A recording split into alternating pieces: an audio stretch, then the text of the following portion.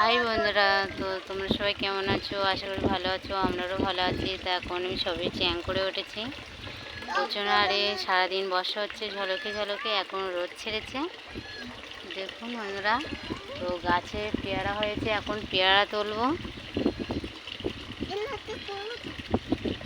এখন এই পেয়ারাগুলো তুলে পুজোয় নিয়ে যাব। এই যে পেয়ারা,